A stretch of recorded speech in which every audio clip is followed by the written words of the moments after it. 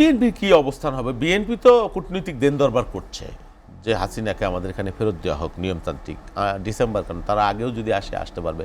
তার আশা কি বিএনপি ঠেকাবে বা দরকার আছে? এটা তো প্রয়োজন নাই। তো আমরা এটাই চাই, সরকার সেভাবেই কথা বলছে বা আমরা চেষ্টা করছি, তিনি আসলে আইন মোকাবেলা করবেন, ফেস করবেন। এখন বিদ্যুতের ক্রাইসিস আছে, এটা সত্য, এটা তো অস্বীকার করছি না আমরা। আমি নির্বাচনী এলাকায় মানুষ আমাকে কমপ্লেইন করছে, এত কষ্ট এত করে আমরা অর্জন করছি, এটা সত্য যে মানুষ সরকারকেই দোষারোপ করবে যে বিদ্যুৎ পাই না, কেন ভোট দিয়েছি। কিন্তু যারা বুঝবে বা যারা বুঝমান মানুষ, তাদের তো জিনিসটা বুঝতে হবে যে এই প্রবলেমটা আমি তৈরি করি নেই, এটা আমার ব্যাড লাক হোক আর যেভাবেই হোক আমার উপর এসে পড়ছে।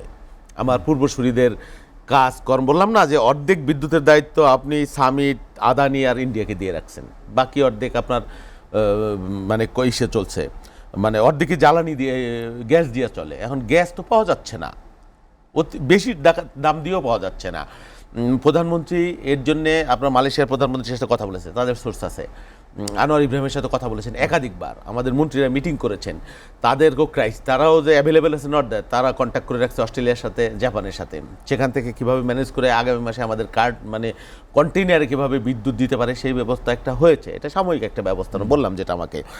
আর সরকার কি কি করতে পারে, এই যে সরকার এগুলো করছে, এগুলো তার দৃশ্যমান হয় না সব কিছু। সরকার কি এটা মানে করবে যে মানুষ বিদ্যুতের ক্রাইসিসে থাকুক না? এটা কি সরকার চাইবে?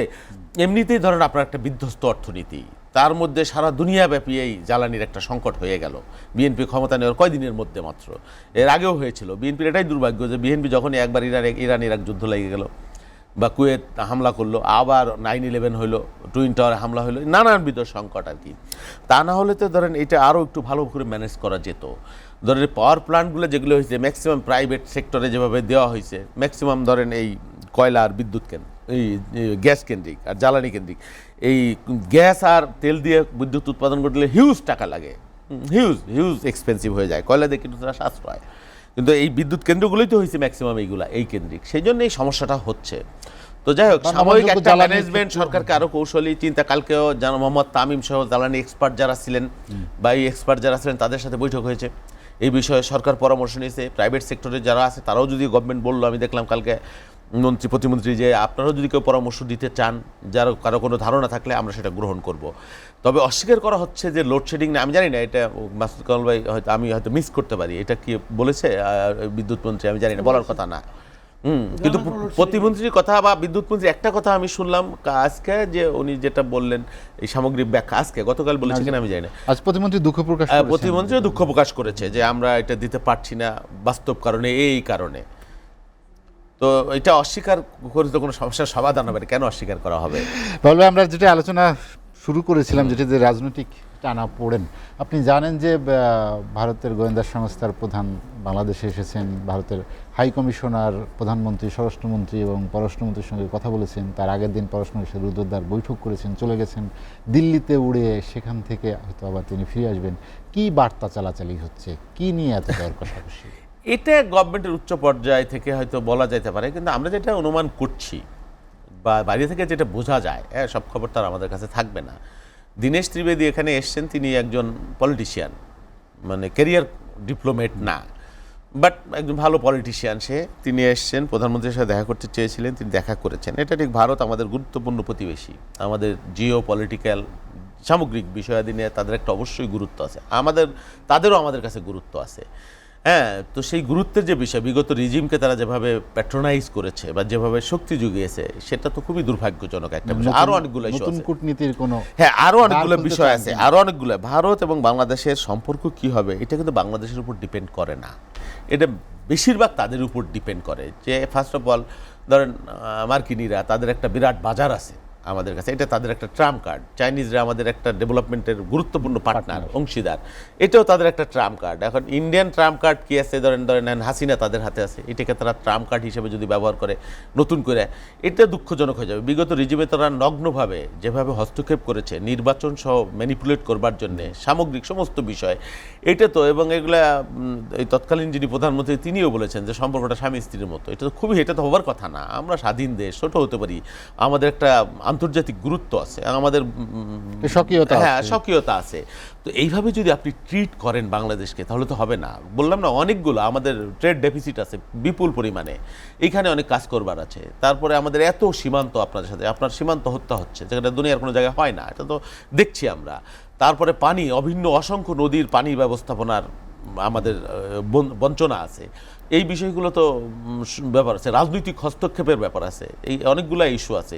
সেই ইস্যুগুলো ভারত কিভাবে ডিল করবে সেটা ফরেন মিনিস্ট্রির স্টেটমেন্টে সেগুলো আসছে কিছু, এবং এই বিষয়গুলো তো সত্য। আর এখন ধরেন গণতান্ত্রিক দেশ, এখন গণতান্ত্রিক সরকার, আপনি বুঝতে পারছেন যে গণতান্ত্রিক সরকার, ভারত যদি আমাকে ক্ষমতায় রাখে, ক্ষমতায় রাখার গ্যারান্টি দেয় বা আমাকে প্যাট্রোনাইজ করে, আমাকে শক্তি যোগায়, হ্যাঁ, তাহলে ভারতের প্রতি আমার দায়বদ্ধতা তো থাকবেই রাজনৈতিক দল হিসেবে। বাংলাদেশের মানুষ কি হলো সেটা ভিন্ন ব্যাপার, কিন্তু আমাকে যদি বাংলাদেশের মানুষের কাছে দায়বদ্ধ হতে হয়, মানুষ যদি আমাকে নির্বাচিত করে, তখন তো আমার শক্তিটা ভিন্ন থাকবে।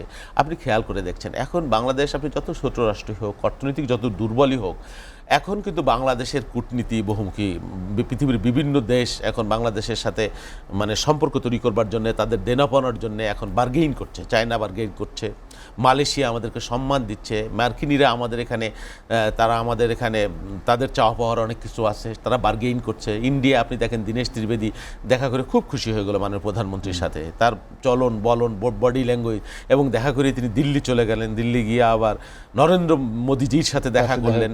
হ্যাঁ, নিশ্চয়ই সরকারের কোনো বার্তা থাকতে পারে, সেই বার্তা তিনি কনভে করেছেন হয়তো বা না করেছেন, কি করেছেন। তো এই সামগ্রিক যে বিষয়, আমরা চাই না ইন্ডিয়া আমাদের শত্রু হবে, কেন হবে, আমরা এটা কেন চাইবো, বাদ দিয়ে কি চলবে এই সময়কালীন বিশ্বে? কিন্তু সম্পর্কটা নির্ধারণ হতে হবে সমতার ভিত্তিতে, মর্যাদার প্রশ্নে, অধিকারের প্রশ্ন। এই জায়গাটা যদি ঠিক হয়, নিশ্চয়ই ভারতকে আমরা কেন শত্রু মনে করব, প্রতিপক্ষ কেন মনে করব? আমরা তো বদলাইতে পারবো না, তাকেও আমার প্রয়োজন আছে অবশ্যই। আর তারা যদি মনে করে আমাদের প্রয়োজন নাই, তাহলে তো ভিন্ন বাস্তবতা, আমাদেরকেও তাদের প্রয়োজন আছে। ভারতের চারিদিকে যেই রাষ্ট্রগুলো আছে, পাকিস্তান তাদের চিরকালীন শত্রু, আপনি বলেন শ্রীলঙ্কা, নেপালের সাথে তাদের সম্পর্ক নাই, বাংলাদেশের সাথে যদি তাদের না থাকে, বৈশ্বিক রাজনৈতিক প্রেক্ষাপটে এটাও তাদের জন্য একটা চাপ, এবং ইন্টারনাল পলিটিক্স তো তাদের আছে। শেখ হাসিনার ডিসেম্বরে দেশে আসার কথা, আওয়ামী লীগের রাজনীতি, এই বিষয়ে কোনো রাজনৈতিক যে টানাপোড়েন, সেটি আপনি জানেন যে অভ্যন্তরীণ রাজনৈতিক পরিস্থিতি একরকম, বিএনপির আসলে অবস্থানটা কি হবে, বিএনপি কি চায়? বিএনপির কি অবস্থান হবে? বিএনপি তো কূটনৈতিক দেন দরবার করছে যে হাসিনাকে আমাদের এখানে ফেরত দেওয়া হোক নিয়মতান্ত্রিক ডিসেম্বর, কারণ তারা আগেও যদি আসতে পারবে। তার আশা কি বিএনপি ঠেকাবে বা দরকার আছে? এটা তো প্রয়োজন নাই।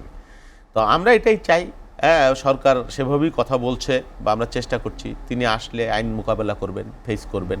একটা কোনো কিছু তুষের আগুন তো জ্বালিয়ে রেখে লাভ নাই। কিন্তু এখন তো যেটা বিএনপি তো প্রথম থেকেই বলে আসছে, আপনি যেটা মিন করেছেন আওয়ামী লীগের যে নিষিদ্ধের ব্যাপারটা, এটা কিন্তু বিএনপি চায়নি, এবং তখন বিএনপির হাতে কোনো কিছু ছিল না নিয়ন্ত্রণ করবার। তো নিশ্চয়ই আপনারা বুঝতে পারেন বা জানতে পারেন। ধরেন আমি খোলামেলা যদি বলি, তারেক রহমান তো বাংলাদেশে নির্বাচিত হবে, স্বাভাবিক বাস্তবতা। হ্যাঁ, আওয়ামী লীগ যদি ইলেকশন করে তাহলে কি তার নির্বাচিত হইতে অসুবিধা হইতো? হওয়ার তো কথা না। ওই বাস্তবতায় পাঙ্গাসুরা বিধ্বস্ত আওয়ামী লীগ পলায়ন পরও, হ্যাঁ, সেই আওয়ামী লীগ বাংলাদেশে কি নির্বাচন করবে? কিন্তু বিষয়টা তো আর বিএনপির হাতে ছিল না। বিএনপি বারবারই বলেছে যে মানে কি বলে, সরকারি নির্দেশে, নির্বাহী আদেশে আমরা কোনো রাজনৈতিক দল নিষেধাজ্ঞা চাই না। এটা প্রথমও বলেছে, এখনও বলেছে, বাট সেই জায়গাটা এখন চলে গেছে আদালতের মধ্যে। নিশ্চয়ই আদালত দ্রুততম সময় একটা সিদ্ধান্ত দিবে। আদালত যদি সিদ্ধান্ত দেয় যে আওয়ামী লীগ রাজনীতি করবে, তারা সার্ভাইভ করবে, তখন নিশ্চয়ই রিকনসিলিয়েশনের ব্যাপার তো হবেই তাদেরকে নিয়ে। যেহেতু একটা জুডিশিয়াল ম্যাটার ওইখানে হয়ে রয়েছে, সেই বিষয়টা তার বিএনপির হাতে নাই। এটা হলো একটা ইস্যু। বাদ বাকি যারা আছে শ্রেণী পেশার মানুষ, সেটা তো রিকনসিলিয়েশনের মধ্যে থাকবেই বা হচ্ছেই, বা সমন্বয়, যেটা অবশ্যই আমরা সমন্বয়ের রাজনীতি চাই এবং এটা বিশ্বাস করি করতে হবে। আর অভ্যন্তরীণ যে চ্যালেঞ্জগুলো আছে, বিশেষ করে জামাত ইসলামী বা এনসিপি যে দলগুলো আছে, যারা সবসময় আপনি দেখেছেন যে মাসুদ কামাল ভাই না তাদের সাথে তো এখন ধরুন পার্লামেন্ট আছে, একটা নির্বাচিত পার্লামেন্ট আছে, সেখানে কথা হচ্ছে। আমরা চাই যে পার্লামেন্ট হোক সব কিছুর কেন্দ্রবিন্দু, গণতান্ত্রিক ব্যবস্থাতে এটাই হওয়ার কথা। কিন্তু এর বাইরেও তারা তাদের নিয়মিত যে অ্যাক্টিভিটিস, কেউ ধরেন গণঅভ্যুত্থান করে ফেলতেছে, অতি বিপ্লবী, কেউ গালাগালি করতেছে, মনের মাথুরি মিশে যে যার মতো যা বলতেছে, সকালে অভ্যুত্থান করে ফেলবো, কালকে উল্টায় ফেলবো, এই সরকার থাকবে না এরকম বলতেছে। অথচ আওয়ামী লীগের 17 বছর লাগছে উৎখাত করতে, একটা অনির্বাচিত, মাঝখানে 2টা নির্বাচন তারা গিলে খেয়ে ফেলছে। এটা 6 মাস হয় না একটা নির্বাচিত সরকার। এবং এই সরকারের এমন ধরেন, হ্যাঁ আপনি যেটা বলছেন, সরকারের ব্যত্যয় হতে পারে বা কোনো ব্যর্থতাও কিছু হতে পারে, কিন্তু সরকারের তো ভালো দিকও আপনাকে দেখতে হবে। যেমন সরকারের প্রধান তিনি যেভাবে চলেন, আমাদের দেশের সরকার মানে প্রধানমন্ত্রী মানে একেবারে গাড়ি চালাইয়া হুইসেল দিয়ে 1 ঘন্টা আগে বন্ধ করে মাইরে কাইটা পিটাও, বিরোধী দলকে নির্মূল করে, এটা মানে এই সরকার মনে করে। তো মানে লিডার আসছে একেবারে হুইসেল বাজিয়ে। আমাদের দেশের মানুষের প্র্যাকটিস নাইলে বলে দেয় দুর্বল সরকার। কেন বলে? কারণ সরকার মাইরে পিটে সব ঠিক করছে না তো। কোনো রাজনৈতিক দলে তালা দেয় নাই, সাউন্ড গ্রেনেড মারে নাই, টিয়ার মারে নাই, এটা মারে নাই, অ্যারেস্ট করে নাই, গ্রেপ্তার করে নাই, তাই না? আবার সরকার প্রধান যিনি তারেক রহমান, তিনি তো ফজরের নামাজ পড়ে তাহাজ্জুদ পড়ে গালাগালিও শুরু করেন না, আজ পর্যন্ত করেন নাই। বরং ব্যর্থতার জন্য তিনি দুঃখ প্রকাশ করতেছেন। ব্যর্থতা মানে কি? মানে সীমাবদ্ধতার জন্য তিনি দুঃখ প্রকাশ করছেন। বা আপনার এখানে এমন কোনো হয় নাই যে একবার মানবতাবিরোধী অপরাধ হয়ে যাচ্ছে, মিডিয়া উন্মুক্ত, একটা মিডিয়াও বন্ধ হয় নাই, একটা গণমাধ্যমকে কেউ গলা টিপে বন্ধ করে নাই মত প্রকাশের জন্য। তারপরে গালাগালির স্বাধীনতা দিয়ে দিছে, যে যেমনি পারতেছে গালাগালি করতেছে, বাপের নামে, দাদার নামে, ছেলের নামে, মেয়ের নামে, বউয়ের নামে করতেছে। এর জন্য কেউ মামলা হয় নাই, জেলেও যায় নাই। এটাও তো দেখতেছি, একটা গুম হইল না, একটা খুন হয় নাই, এক্সট্রা জুডিশিয়ারি কিলিং হয় নাই, কোনো রাজনৈতিক দলের অফিস বন্ধ হয় নাই, বাইতুল মুকাররমে গুলি হয় নাই, তারপরে হেফাজতে ইসলামের হয় নাই, বিডিআর কিলিং হয় নাই, অনেক কিছুই তো হয় নাই। এখন আপনি দেখতে পারেন, ধরেন ঢাকা বিশ্ববিদ্যালয় বা ছাত্র রাজনীতি নিয়ে কিছু ক্ল্যাশ হয়েছে ইদানিং, কিন্তু আমাদের কালচার কি? ধরেন নির্বাচনের দিন ভোট হবে, রাতের বেলা হল যার যার সরকারি দল দখল হয়ে যাবে, সেটাও তো হয় নাই। ছাত্র শিবির আছে, ছাত্র দল আছে, মাঝখানে কিছু হলো, সেটা শিবিরই তৈরি করলো। তা আছে তো কিছু পরিবর্তন তো হয়েছে, সব জায়গায় পরিবর্তন যে হয়েছে সেটা তো বলছি না, এটা তার সমাজ বিপ্লব হয় নাই। অগাস্ট হচ্ছে হলো আপনার একটা রাজনৈতিক অভ্যুত্থান। সমাজ বিপ্লব হইতে হইলে ধরেন ঘুষ চলছে, এখনো আছে, এটা তো ব্রিটিশ আমল থেকে আছে, তার আগে থেকে আছে। পুলিশ ঘুষ খাইতেছে বা খায়, বা বিভিন্ন সরকারি দপ্তরে ঘুষের লেনদেন হয়, এটা তো হচ্ছেই। দুনিয়ার কোথায় নাই, কম আছে বেশি আছে, আমাদের দেশে ছিল, আছে। এখন কিছু সমাজ সংস্কারের কাজও আছে, সেগুলো তো রাজা রামমোহন রায় না সরকার, বা নবাব আব্দুল লতিফও না, যে সমাজ সংস্কার, এটা তো আমাদের এখানে কুসংস্কার আছে, যুগ যুগের সমাজের একটা নানান ধরনের মানে অন্ধত্ব আছে, নানান ধরনের মানে কি বলবো ব্যত্যয় আছে, অনেক কিছুই আছে। সেটা শুধু 5ই আগস্টের একটা অভ্যুত্থান হয়েছে আর সব কিছু আপনি সুইচ দিলে দুধ আর মধু চলে আসবে না, এটা আপনাকে বুঝতে হবে। যে বিপুল প্রত্যাশা মানুষের, একটা ছোট দেশ, অভাব অনটন হাহাকার, মারি মরক, বৃষ্টি অনাবৃষ্টি অতিবৃষ্টি, এখানে তো অনেক সমস্যা। এই সব সমস্যার সমাধান আপনি 6 মাসে করে ফেলবেন, আপনি যদি আশা করেন বিএনপির হাতে সেই আলাদিনের চেরা গাছে সুইচ দিলে হয়ে যাবে, এটা হবে না ভাই।